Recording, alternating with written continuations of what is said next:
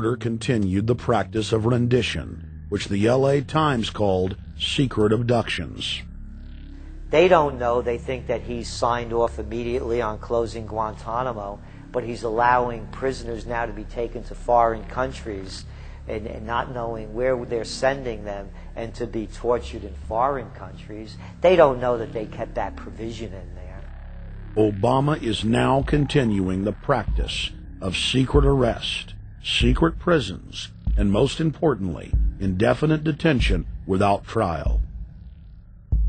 When a British High Court said that it was preparing to release secret British and U.S. torture orders that prove that the Bush administration was ordering personnel to systematically abuse detainees, Barack Obama threatened to cut off all U.S. intelligence ties to England. To add insult to injury, he stated that the program was important to national security, not only endorsing Bush's crimes, but continuing them. Obama voted for a reinstatement of the Patriot Act. And by his early deeds already, again, as we saw with the issues of retention, he's willing to send people that have been charged with nothing to be tortured to so-called get the truth out of them. If the makers of this film attempted to cover all of Obama's lies, this documentary would never be released because there are new ones every day. So in the interest of time, we're going to cover one more big one. Barack and his handlers made the cornerstone of his campaign, keeping lobbyists and donors out of his administration. Within hours of being elected, Obama did a 180 and filled the White House and federal government with lobbyists and donors at all levels. Obama picked William Lynn, the top lobbyist for Raytheon, to fill the number 2 position at the Department of Defense. Timothy Geithner, former president of the private Federal Reserve Bank of New York, was picked by Obama to be Secretary of the Treasury. Geithner promptly crammed the Treasury Department full of lobbyists, like his chief of staff, Mark Patterson, formerly the top lobbyist at Goldman Sachs. Obama appointed top lobbyist to the Saudi royal family, George Mitchell, as the lead Middle Eastern envoy.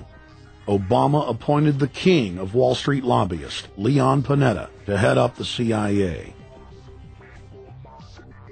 Obama tapped Tom Daschle, top lobbyist for healthcare firms, to run the Department of Health and Human Services, and the list goes on and on.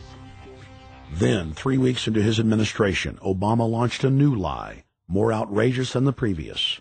With Academy Award-level conviction, he said that he was upset about the banker bailout, which his own chief of staff, Rahm Emanuel, another former Wall Street executive, had engineered.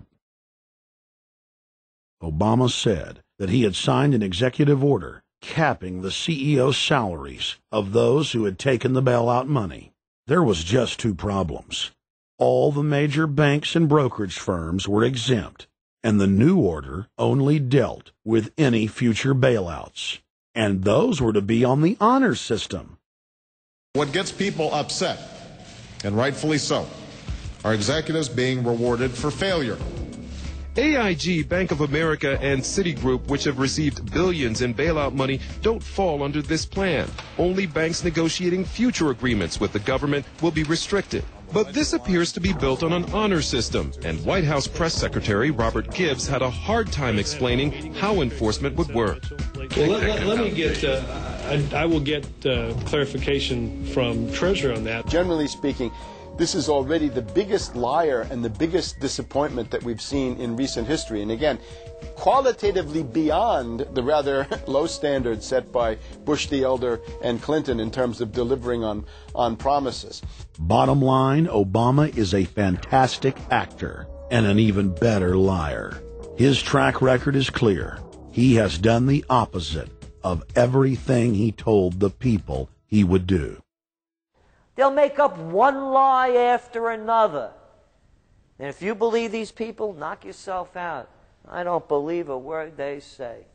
Within 1 month of the passage of the first Baker bailout bill, the press reported that over $5 trillion had just disappeared out of the U.S. Treasury. By December, the amount of money that had been stolen had reached $8.5 trillion. The leadership of both political parties circled the wagons and would not discuss where the money had gone. In the Fed! In the Fed! In the Fed! In the Fed! Informed Americans protested the private Federal Reserve System at all 38 of their regional governorship offices. Arrest Bernanke and Paulson! Arrest all the criminals that stole the banker bailout money! It was refreshing to see people standing up against the real power structure, not being distracted by the elite's frontmen like George W. Bush and Barack Obama. We traveled to Dallas, Texas to cover We the People taking on the real enemy. Hey, I want to talk to the workers up there on the parapet. The ones smoking cigarettes that just jumped back. You're with the American people, we know that. But understand, ask the workers inside. You're not in a federal government building. You're in a private Federal Reserve that uses that name as a fraud. That'd be like if my first name was Federal Reserve Jones. I'm still not the federal government.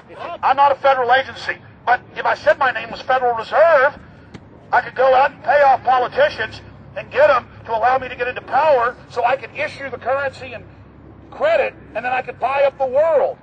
That's what these criminals have done. A lot of people think that the Federal Reserve is already part of the government. They're not.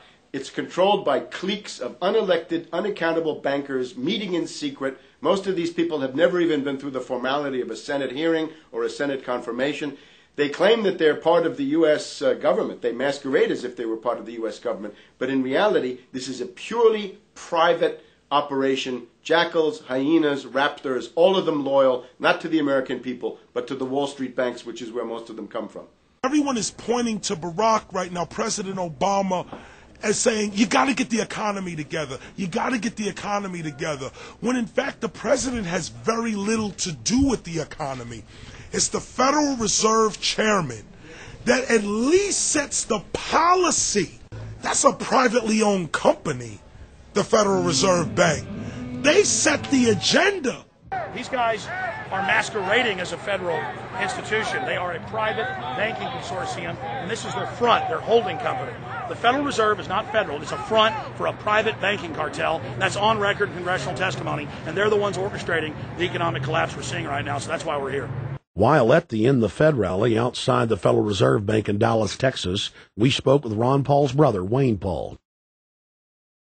1913, the Federal Reserve Act was passed, floor of the House, where 3 members of Congress were on the floor. At that time, they only needed a majority of votes to pass it. So in 1913, the Federal Reserve Act was passed. 20 years later, 1933, under Roosevelt, the United States was declared bankrupt. And in 1933, the Federal Reserve Private Bank says, okay, USA, what are you going to pledge as collateral on the debt you owe me? What happened by 1936? Does anybody know? We instituted Social Security system, and you and I and our children and our children's children were pledged as collateral on the debt of our government to the Federal Reserve.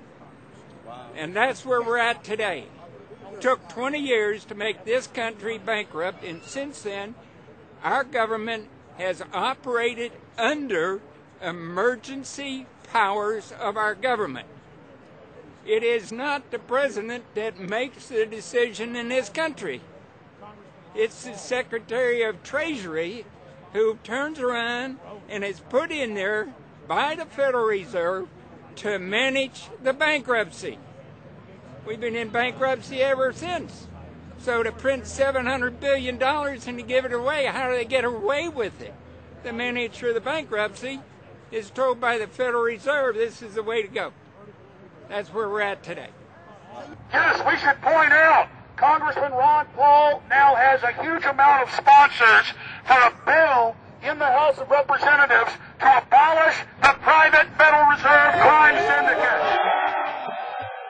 In 1913, the money power of the country was taken away from the people. By constitutional privilege, it belongs with the Congress, but it was given up in the Federal Reserve Act. The Federal Reserve is no more federal than Federal Express.